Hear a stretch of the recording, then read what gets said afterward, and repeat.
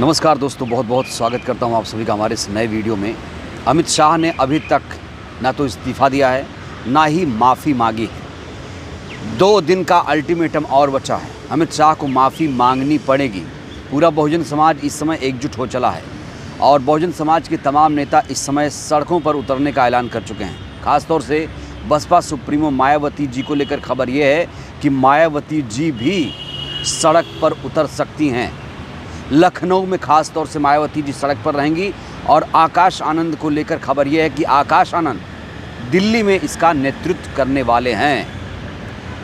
दोस्तों, जिस तरीके से बाबा साहेब का अपमान हुआ है, हिंदुस्तान या भारत, इंडिया का कोई भी नागरिक उसे बर्दाश्त नहीं कर पाएगा और इसीलिए पूरे देश के लोगों में आक्रोश है। खास तौर से जो बहुजन समाज है वो कह रहा है कि हमारे भगवान का अपमान हुआ, क्योंकि बाबा साहेब उन पिछड़े, शोषित, दलित, वंचितों के लिए भगवान हैं, महिलाओं के लिए भगवान हैं, जिन्होंने शूद्रों को, दलितों को पढ़ने का अधिकार दिया, हर राइट दिया।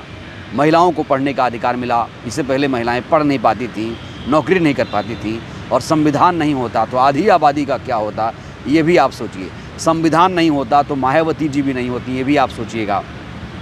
तो इसीलिए ख़ास तौर से पहली बार बहन कुमारी मायावती जी की तरफ से एक बहुत बड़ा आंदोलन करने का ऐलान किया गया है और पहली बार उन्होंने ट्वीट करके ये जताया है, लिखा है कि हम बहुत चिंतित हैं, हम बहुत परेशान हैं कि लोग हमारे भगवान का किस तरीके से मजाक उड़ा रहे हैं। और अमित शाह ने अभी तक माफ़ी नहीं मांगी, ये अपने आप में सोचने वाली बात है। हालांकि अमित शाह को माफ़ी मांगनी चाहिए थी, लेकिन जो बीजेपी के तमाम लोग हैं वो अभी तक अपनी बात पर अड़े हैं और कह रहे हैं कि अमित शाह ने बाबा साहेब का अपमान नहीं किया, कांग्रेस ने बाबा साहेब का अपमान किया। अब कांग्रेस को कहा जा रहा है कि बाबा साहेब का अपमान कांग्रेस ने किया, अमित शाह ने नहीं किया, जबकि पूरे देश ने उस वीडियो को देखा। मायावती जी ने क्या कुछ कहा है वो भी मैं आपको बताने जा रहा हूँ। मायावती जी ने जिस तरीके से ट्वीट किया है, जिस तरीके से ऐलान किया, वो बहुत रोचक है। तो मायावती जी ने इसको लेकर क्या ऐलान किया वो मैं आपको बताना चाहता हूँ। देश के दलित, वंचित और अन्य उपेक्षितों के आत्मसम्मान, मानवीय हकूक़ के लिए अति मानवतावादी, कल्याणकारी संविधान के रूप में असली ग्रंथ के रचयिता बाबा साहेब अम्बेडकर भगवान की तरह परम पूजनीय हैं। उनका श्री अमित शाह द्वारा किया गया अनादर लोगों के दिलों को आहत पहुंचाता है। ऐसे महापुरुषों को लेकर संसद में इनके द्वारा कहे गए शब्दों से पूरे देश में सर्व समाज के लोग काफ़ी उद्वेलित, आक्रोशित, आंदोलित हैं। अम्बेडकरवादी बीएसपी ने इस क्रम में उनके इस बयान को वापस लेने और पश्चाताप करने की मांग की है, जिस पर अभी तक अमल नहीं किया गया। मैंने कहा ना, 2 दिन का वक्त और बचा हुआ है, अल्टीमेटम है ये, अभी तक अमल अमित शाह ने नहीं किया है। ऐसे में मांग ना पूरी होने पर फिर पूरे देश में आवाज़ उठाने की बात बीएसपी द्वारा की गई है। इसलिए अब पार्टी ने अपनी इस मांग के समर्थन में 24 दिसंबर 2024 को देशव्यापी आंदोलन करने का फैसला लिया। उस दिन देश के सभी ज़िला मुख्यालयों पर पूर्णतः शांतिपूर्ण धरना प्रदर्शन किया जाएगा।